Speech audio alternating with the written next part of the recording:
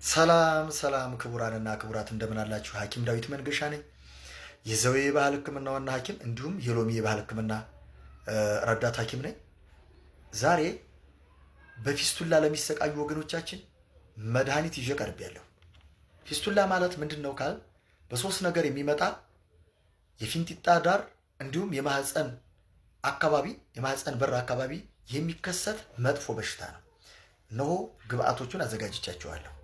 እስከ ወዳኛው አስተማማኝ ፈውስ በማያዳግም መልኩ ማጽዳት የሚችል መድኃኒት አቅርቤያለሁ።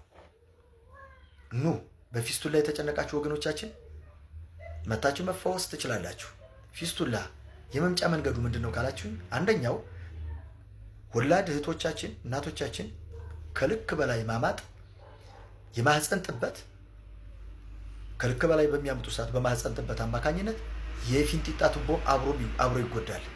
ያ የፊንጢጣ ቱቦ መሰነጣጠቅ መቁሰል ይገጥመዋል። በዛን ሰዓት ዳን አትዳን ስቃይ ነው በጊዜው። በተለይ ገጠራማው አካባቢ ያላቸው ወገኖቻችን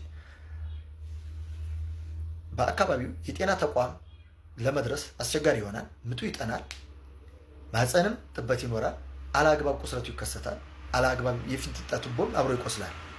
በዚህን ሰዓት ተገቢውን ሕክምና በፍጥነት ካልተደረገ ፊስቱላን ያመጣል። ሌላው ሁለተኛው በፊንጢጣ ቱቦ ዳር ክንታሮት የሚመስል እባጭ አለ። ያን እባጭ ከልክ በላይ ኢንፌክሽን ይይዛል፣ ይጠፋል፣ ይመጣል፣ ፍሳሽ አለው፣ ይጠፋል፣ ይመጣል። በዘመናዊ ሕክምና ኦፕራሲዮን ይደረጋል፣ ተመልሶ ይተካል። ለጊዜው ኢንፌክሽኑና እንዲሁም ፍሳሹ ይወገድና ተመልሶ ደግሞ ይመጣል። በዚህ የምትሰቃዩ ወገኖቻችን ኑ። ሶስተኛው መምጫ መንገድ ያው ብዙውንም ገለጻ የማይደረግበት ነው፣ ጥንቃቄ ያስፈልጋል።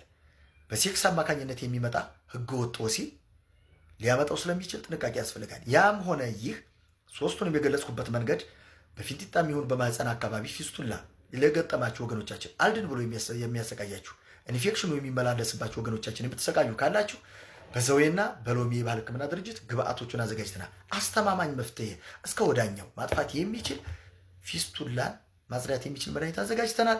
ስልክ ቁጥር አስቀምጣለሁ።